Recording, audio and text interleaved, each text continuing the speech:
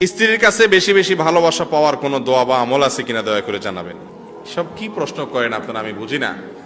ভালোবাসা পাওয়ার জন্য আমল হলো বেশি বেশি হাদিয়া কিনবেন, পয়সা করে নিয়ে যাবেন, সারাদিন পাম্পট্টি দিবেন, প্রশংসা করবেন, বাসায় কাজ কাম করে দিবেন, একটু বলদ বলদ ভাব নিয়ে থাকবেন, বেকুব সেকুব ভাব নিয়ে থাকবেন। এগুলা বোঝানোর কিছু আছে? এগুলা বুঝেন না আপনারা? এগুলা করলে এমনি স্ত্রীর ভালোবাসা পাবেন, বুঝেন না এই কথা?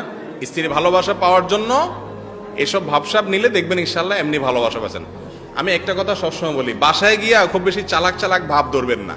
বউয়ের কাছে যে বোকা সাজে সে ভদ্রলোক, আর বউয়ের সঙ্গে সবসময় পণ্ডিতি করা আর বউরে বোকা বানায় নিজে পণ্ডিত সাজা, এটা হলো ছোট লোক। সব জায়গায় পণ্ডিতি করতে হয় না।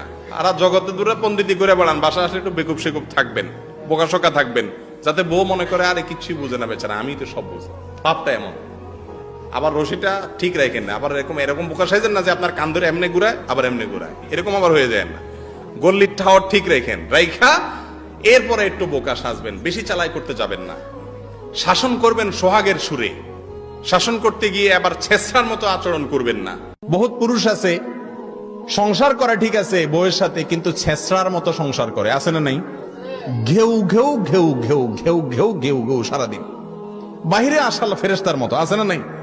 ইয়া বড় ফেরেশতা, ওনার মতো মানুষ হয় না, ওনার আখলাকে ওনার আচরণে সব ভাঙে চুরে পড়ে, কিন্তু বাসায় আসলে কুত্তার মতো আচরণ করে, আছে না নাই? নবীজি বলেছেন খায়রুকুম খায়রুকুম লিআহলিহি ওয়া আনা খায়রুকুম লিআহলি। তোমাদের মধ্যে এই যে আমরা অনেকগুলো লোক আজকে একত্র হইছি, আমাদের মধ্যে সবচেয়ে ভালো আল্লাহর কাছে ওই লোকটা যেই লোকটা তার বউয়ের কাছে ভালো, যার বউ তাকে অন্তর থেকে বলে যে আমার স্বামীর